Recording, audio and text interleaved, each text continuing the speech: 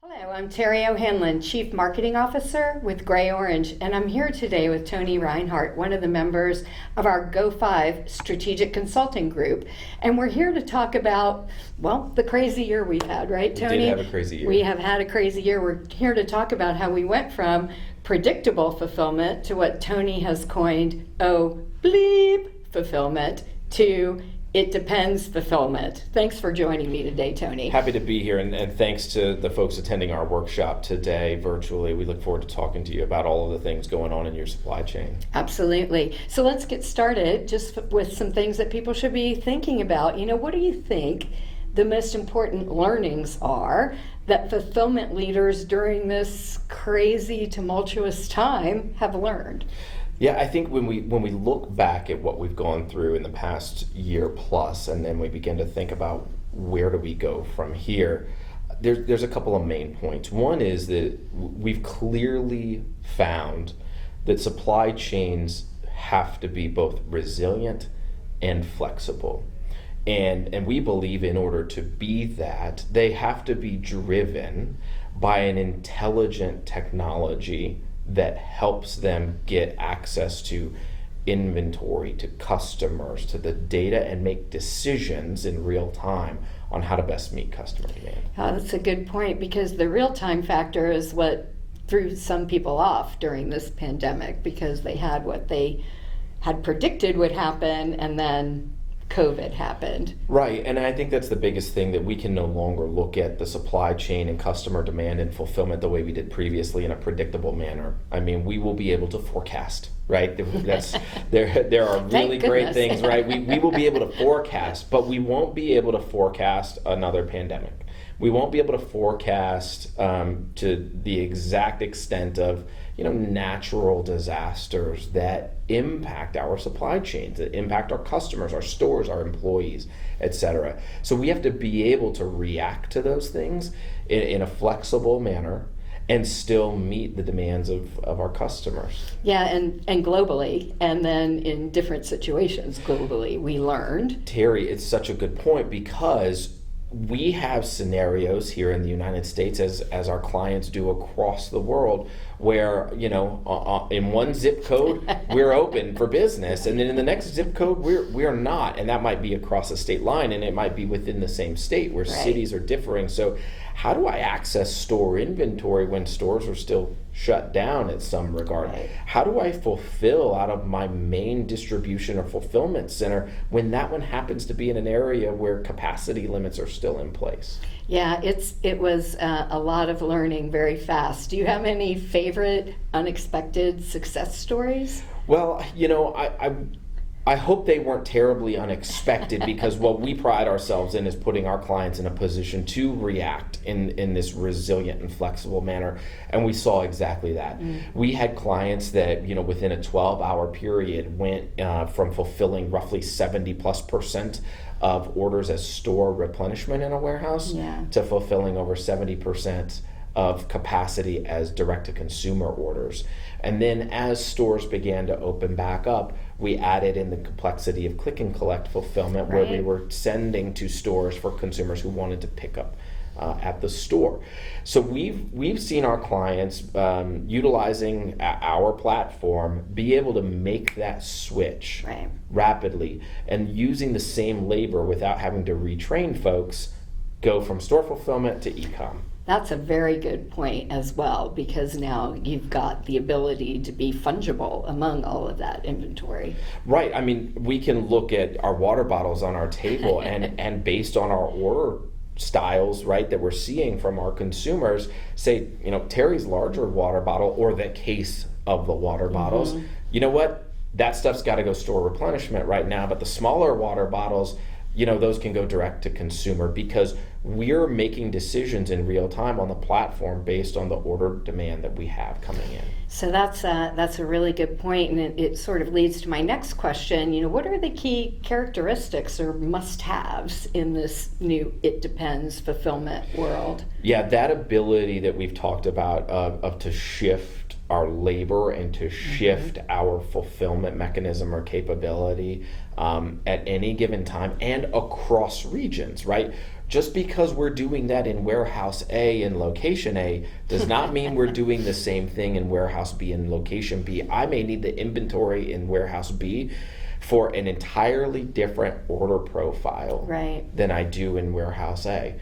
But because the platform is flexible, as we talked about, because the technology is intelligent, oh, and by the way, we happen to have these robots that move the things around the warehouse in a pretty efficient manner as well, that increase throughput, we're able to meet demand as it ebbs and flows. Right. Now that, and you bring up another good point, and the next question I was going to ask is, how has the role of technology changed during all of this? Right, and I think it goes to the technology driving what's happening in the warehouse, and it's making decisions, and it's informing decisions.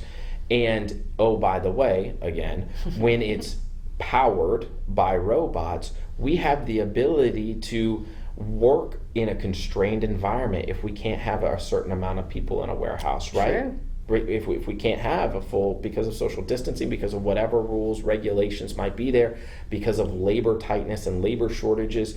What we found with our clients who are powering their warehouses with the GreyOrange robotics, with our Ranger robots and the Ranger network, and sitting on our fulfillment operating system, they have the ability to maneuver as they see fit and as their demand requires. So sounds like you think there's been a pretty strong leap forward in the role of technology or in the learnings. Well, Terry, we're surely not going backward. That's for certain. And I think that's the biggest thing for our workshop attendees that I'm sure they've realized as well is, reality will never be the same as it was again. And thinking that we can, when I just get everybody back in my warehouse, we'll be back to normal. That's not going to be the case. So we have to be thinking about, what am I doing now, right, to continue to leverage what I have, to continue to move the ball forward, to continue to become more intelligent and automated, and then how do I prepare for the next the next bleep moment, as you so colorfully put it. Okay, well, good. I think that's a very good discussion. And just maybe to summarize it up, what are a couple of things our workshop attendees should consider doing as soon as they can in order to be prepared for this It Depends future? Right. And so, Terry, what we've found to be most productive with our clients is, you do have to take a bit of a self-assessment, right? You do have to look at, and I'm sure everyone is going through their after-action reviews, if you will, of what happened over the past year and how they overcame the challenges. But in doing that, it has to be from the lens of, how am I prepared for next? Right. How am I prepared for real time and now? And we've found a lot of value, our clients have found a lot of value in, depending upon how large the organization is, a 2 to 4 to 6 week assessment of, these are the things you should do right now when you think about intelligent automation, right? You think about introducing robotics fulfillment and automated fulfillment like that into your warehouse. When you think about moving to a real-time decision-making platform, here are the next steps you should do. And that is incredibly helpful. Yeah, and it sounds like that would be a way to maybe understand the landscape without getting overwhelmed by everything that needs to be done. Right. You can't boil the ocean. Right. You can. It's just going to take a lot of heat and a lot of time. So where do you start to be strategic that in the supply chain strategy over the next 12 to 24 to 36 months, where do you begin to introduce these things to define and to achieve the greatest value? Okay, great. And it sounds like part of what Go5 Consulting does is lay out that landscape and some possible directions for people to take that they can feel comfortable taking. Yeah, that's really the role of our organization in the greater GreyOrange family. I mean, we are a consultative advisor that looks to partner with our clients on achieving their long-term strategies and help sort of coach, teach, and mentor how intelligent automation and robotics and platforms such as Grey Matter really fit within the broader landscape of not just the supply chain, but the whole organization. No, that's perfect. That's great. And if any of our workshop attendees would like to know more, please do visit us at www.greyorange.com, GreyOrange.com. Thanks so much, Tony. It's Happy been to fun. be here. Yeah. Thanks, everyone. Yeah, thank you. Hi, I'm Terry O'Hanlon, Chief Marketing Officer with GreyOrange. We just finished speaking with Tony Reinhard, one of the members of our Go5 consulting group, about the massive changes that have happened in fulfillment over this past year, dealing with a pandemic globally. Now we're going to switch gears and talk with Apurva Vadera, who is one of the partners in our Go5 consulting group, who spends a great deal of time consulting with and advising fast fashion retailers. And we're here today to talk about the key challenges in implementing advanced automation in fashion. Thanks for joining us. Thank you, Terry, for having me here.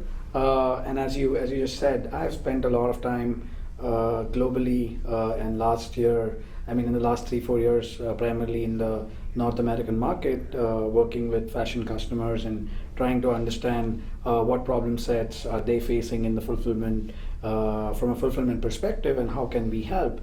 And out of this experience, I would like to just share that over a period of time, I think fashion as an industry has kind of been facing a few of the biggest challenges in fulfillment. And if I have to categorize them, I think there are 5 of these. 5, okay. Yeah, exactly. 5 sounds hard. So. Yeah, exactly. And as I speak about it, you guys will understand how crazy and complex it starts to happen, right? So the first one, I think, is while we hear about omni-channel across all the retailers, right.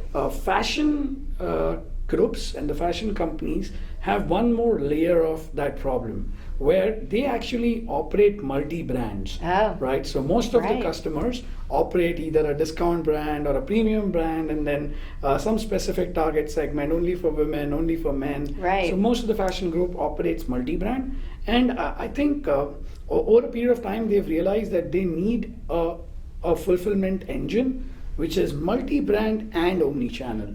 That right? is complex. That just makes life really difficult, because if you go one more level into detail of it, what traditionally these brands have done is, these fashion groups have done is, they have expanded these brands, but the fulfillment strategy, the merchandising strategy has been completely different. That's true. And now they are realizing that with fluctuations in demand, with different variants in channels across these channels, how can they have one fulfillment platform across their brands? So that's the first problem statement, and I've seen this across almost all the customers whom I have met in the last 3-4 years. So that's the first problem statement. Moving on from that, I think this is something which is very well known by other groups or by other retailers, right? Which is they actually have the highest variance and variety in SKUs. Yeah. Right? So, all kinds of colors, sizes, exactly, textures. colors, sizes, and the seasonalities, right? 10 years down the line, when you used to talk to a fashion customer, there were 1 season or 2 seasons a year. Now there are like 4 to 6 seasons a year, right? So, we are talking about literally 1 million to 2 million SKUs in their entire fulfillment network, and that too across brands, across channels. So now again, this is one more level of complexity which has been added on top of multi-brand omni-channel, right? Yeah. So how do you manage such high variety of SKUs? That's the second problem statement. The third problem statement, actually, in just moving on from the kind of SKUs they have, to they actually have everything which is piece picking. Yeah, wow. Right? Whether it's when you think about it, that's exactly. true, right? Yeah, whether you are basically fulfilling a store, or whether you are basically doing a click and collect, or you're doing a BOPIS, or you're doing online fulfillment direct to customer, all of them, almost 100% of their fulfillment is actually piece picking. Which takes right? the most time and costs the most money and takes the most space. Yeah, it takes a lot of space, it takes lots of time and money. Right. So and people. and people, right? Exactly. So basically, even if a store wants a particular shirt or a t-shirt or a jeans of a particular size and a color, they're not going to ask for a case, right? And they'll ask a couple of them. Whatever their demand is, it will keep on being replenished on a daily basis, right? So they are actually having all of their operations very similar to an e-commerce operation. That's so now true. you can imagine how big the scale becomes suddenly, right? As compared to other retail, right? So that's the third problem statement. The fourth one is, I think, returns. I know I order more than I'm going to keep. Yeah, exactly. And you know now with companies like Amazon, Wardrobe, they actually are promoting that behavior, right? That, okay, you order 5 sizes, whatever works for you, keep it and the rest goes back. Right? I mean, we are talking of 50% returns. Guilty. Right? Yeah, exactly. Exactly. I think I have seen it on my place as well. My wife does that all the time, right? So we are talking about close to 50% returns. And now, again, from a fulfillment perspective, it aggravates the problem to the entire next level. Because now as a fashion retailer, I genuinely want to figure out what do I do with those returns, right? And once I have that inventory, how do I prioritize that over the other inventory, right? And that just kind of again has been one of the biggest pain points in the fashion industry. And last but not the least, not a lot of people actually understand that for fashion, while the variety is there in terms of scale and numbers, they actually have variety in terms of even how they are supposed to store. So for example, like depending on what brand you are talking to, 5 to 25% of their inventory is actually goods on hanger. Right? All the blazers, the coats, dresses. The winter coats, the dresses, right? And the more expensive and the premium you go, the brand actually needs to keep it because that's how they want to store it so that the quality and the experience with the customer is actually really good. And now, when you talk about goods on hanger, there are not very too many options in the automation industry, right, or automation solutions which can actually allow you to have goods on hanger in an automation solution. That and I think sense. when you talk about these 5 problems together, I think, and that has been one of the reasons we have been very successful as GreyOrange in the fashion industry, and we have been working with a few of the topmost and the biggest fashion retailers in the world, is that our solution, the goods to person solution, and at the same time with our gray matter orchestrating the entire fulfillment across the 4 walls, with our goods to person solution becomes one of the best fit for fashion fulfillment. Yeah, well, so do you have any really fun stories to share about your learnings through that journey? Or maybe some painful stories? I don't know. So I don't know whether it's a funny one, but I can definitely tell you that people did call us a bit of nuts when we talked about this 3.5 years back, when we said that we want to solve, apart from these 5 complicated problems which we already have solved to a certain extent, which are hard enough. Yeah, which are hard enough, hard exactly. enough, which are hard enough and are the real problem statements in the fashion industry. We actually decided and took one of the hardest problem in fashion is how do you pick fashion inventory using robots, right? And from a vertical plane. So if you guys are aware, what we do is with our goods to person system, we have what we call it as mobile storage units, which basically brings goods on the vertical frame, and you essentially have to pick it like a human hand. And 3 years back, we kickstarted this project. We invested into R&D, have our R&D labs in Boston, hire a few of the geekiest mind in the space, right, to figure out how best can we minds solve in this. the space. Yeah, the best minds in the space. Best Yeah, I minds. think, That are yeah. still geeky, but Yeah, best. yeah, the best minds in the space, right? And I'm really proud to kind of give you guys an update on that project, that we are actually going live in the next three months with the fashion retailer here in the United States, actually doing robotic picking of fashion apparels and goods from the vertical plane, and we believe that's going to be one of the biggest game changer in the fashion industry fulfillment. That's really cool. So you're not picking downward into a tote. From a tote, yes. You're It actually senses the orientation, it senses the depth, it senses what kind of material it is. It can pick jeans, it can pick t-shirt, That's and cool. it can pick cosmetics, it can pick shoes. Right, because there's accessories a lot of times. I mean, in all the fashion right. folks have, I mean, they sell apparels, but then they sell shoes, they sell accessories, they sell cosmetics in a lot of cases, That's right. And with all this variety, we are very proud to announce that we're basically going live with one of our first site in the next 3 months. That's really exciting. And what impact does that have? I imagine it helps with labor constraints. Yes. So that is given. I mean, I keep on telling this to folks that the business case is very simple because we are trying to enhance the productivity, right? But besides that, the biggest advantage such a technology brings on table is now you are going from a 2-shift, 1.5 shift operation to a 24/7 fulfillment operation. Yeah, right? I think that just changes the game. Makes fashion faster. Exactly. It just makes it so fast that you place the order excuse me, at 1 a.m. You pick it by 1:15 and the UPS truck is waiting outside at 3 a.m.